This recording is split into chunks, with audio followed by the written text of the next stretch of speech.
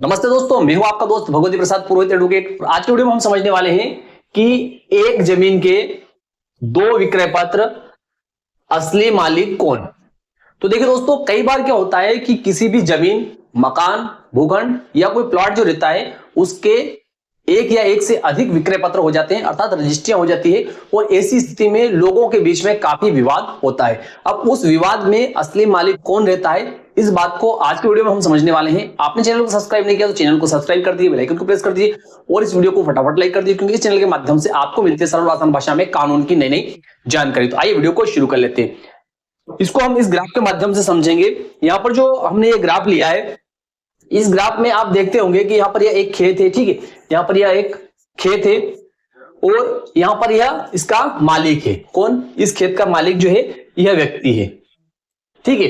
अब ये क्या करता है कि यहाँ पर इस व्यक्ति के बीच में क्रेता नंबर 1 और विक्रेता, ठीक है, इन दोनों के बीच में इस खेत को विक्रय करने का सौदा होता है, अर्थात दोनों के बीच में विक्रय करने का सौदा होता है। और यह व्यक्ति जो है इस व्यक्ति को यह खेत बेच देता है। कौन सा खेत? यह वाला खेत जो है यह बेच देता है और इसके संबंध में एक रजिस्टर्ड विक्रय पत्र जो है इस व्यक्ति के पक्ष में हो जाता है, अर्थात यह पहला विक्रय पत्र है। कौन सा? पहला विक्रय पत्र जो है वह इस व्यक्ति के पक्ष में हो जाता है। अब जैसे यह व्यक्ति जो है ये इस व्यक्ति के पक्ष में इस खेत के रजिस्टर्ड विक्रय पत्र का निष्पादन करवा देता है और यह व्यक्ति जो है यह इस विक्रय पत्र के आधार पर तहसीलदार के यहाँ पर अपना नामांतरण नहीं करवा पाता है। क्या नहीं करवा पाता है? तहसीलदार के यहाँ पर अपना नामांतरण नहीं करवा पाता है।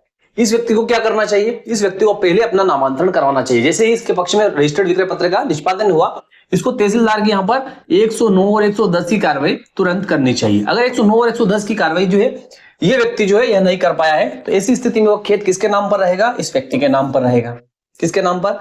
इस व्यक्ति के नाम पर रहेगा। अब यह व्यक्ति जो है फिर से उस नाम का गलत उपयोग करते हुए इस व्यक्ति को विक्रय कर देता है, ठीक है। क्या करता है? इस व्यक्ति के पक्ष में विक्रय पत्र का फिर से निष्पादन कर देता है, अर्थात यह क्रेता नंबर 2। इसके पक्ष में जो विक्रय पत्र हुआ वह दूसरा विक्रय पत्र हुआ।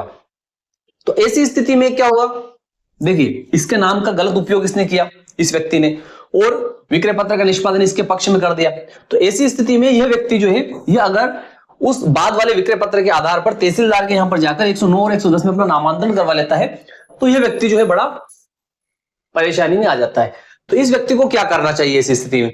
तो देखिए, ऐसी स्थिति में जो बाद वाला विक्रय पत्र हुआ है उसको कैंसिल करने का अधिकार जो है तहसीलदार को नहीं है। क्या है? तहसीलदार को उस विक्रय पत्र को कैंसिल करने का अधिकार नहीं है। तो ऐसी स्थिति में इस व्यक्ति को क्या करना पड़ेगा? इसको सिविल न्यायालय में जाना पड़ेगा। कहां पर? सिविल न्यायालय में जाना पड़ेगा। किसके खिलाफ? इस व्यक्ति के खिलाफ और इस व्यक्ति के खिलाफ, दोनों लोगों के खिलाफ इसको जाना पड़ेगा। कहां पर? सिविल न्यायालय में। सिविल न्यायालय में जाकर वहां पर दावा पेश करना पड़ेगा। अब वहां पर दावा क्या पेश करेगा? ये व्यक्ति जो है ये क्या दावा पेश कर सकता है? कौन? ये वाला जो पहले जिसने जमीन खरीदी है, तो यह व्यक्ति वहां पर दावा पेश कर सकता है कि यह खेत जो है, कौन सा? यह खेत जो है ये इस व्यक्ति से मैंने खरीदा था और मेरे पास में पहला विक्रय पत्र है, ठीक है। उसकी तारीख उसमें लिखनी पड़ेगी, किस तारीख का विक्रय पत्र है, और इस विक्रय पत्र के माध्यम से जब कोई प्रॉपर्टी जो है मुझे मिल चुकी है, क्योंकि कानून ये कहता है कि अगर किसी व्यक्ति ने किसी संपत्ति को जिसका वह मालिक है, उस संपत्ति को उसने अंतरित कर दिया है, तो एक बार अंतरित करने के बाद में उसमें सारे अधिकार उसके समाप्त हो जाते हैं। कैसे? कि यह खेत जो है इस व्यक्ति का था और इस व्यक्ति ने इस खेत को इस व्यक्ति को बेच दिया। ऐसी स्थिति में इस खेत के संबंध में जितने अधिकार इस व्यक्ति को थे, तो पहली रजिस्ट्री जब हुई थी, पहली सेल डीड जब हुई थी, उसके माध्यम से सारे अधिकार इसको प्राप्त हो चुके हैं, भले इसका नामांतरण नहीं हुआ है, ठीक है। तो ऐसी स्थिति में इस व्यक्ति को इस जमीन को वापस से विक्रय करने का अधिकार नहीं है। तो इस प्रकार का दावा जो है ये व्यक्ति जो कहां लगाएगा?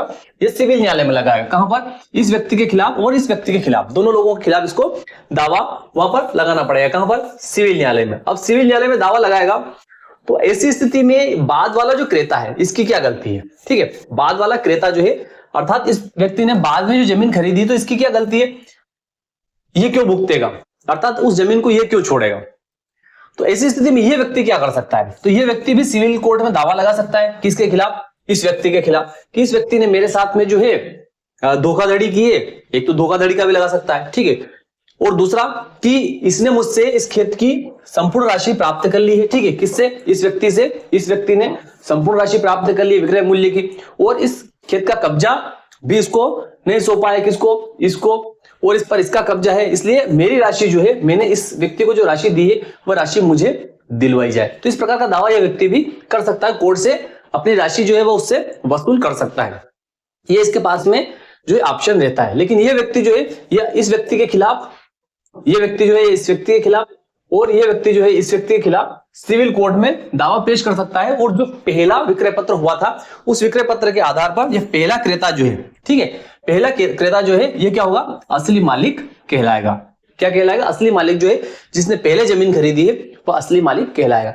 लेकिन अगर किसी भी व्यक्ति के नाम पर विक्रय पत्र का निष्पादन हो जाता है तो उसको तुरंत उस विक्रय पत्र के आधार पर अपना नामांतरण राजस्व अभिलेखों में करवा लेना चाहिए। उससे क्या होगा कि आगे आपको परेशानी नहीं होगी और आप परेशानियों से बच सकते हैं। तो देखिए, सारांश के रूप में हम ये मान सकते हैं कि जिस व्यक्ति के पक्ष में पहला विक्रय पत्र हुआ है वही असली मालिक होता है, क्योंकि संपत्ति अंतरण अधिनियम में ऐसा कहा गया है कि जिस व्यक्ति के पास में जमीन पहले आई है, जिस व्यक्ति ने जमीन पहले क्रय की है वही उसका असली मालिक है। और बाद में जो विक्रय पत्र उसके संबंध में हुए हैं, बिना स्वामित्व के, बिना हक के जो विक्रय पत्र हुए हैं वे जो है अपने आप में शून्य होंगे और वे प्रभावशील नहीं होंगे। इसलिए बाद वाले विक्रय पत्र के आधार पर किसी भी व्यक्ति को उस संपत्ति का मालिकाना हक प्राप्त नहीं हो सकता है। तो मैं विश्वास रखता हूं कि दी गई जानकारी आपको अच्छी लगी होगी। अच्छी लगी इस वीडियो को लाइक कर दीजिए, अधिक से अधिक लोगों को शेयर कर दीजिए। फिर मिलते हैं अगले वीडियो में, तब तक के लिए जय हिंद, जय भारत।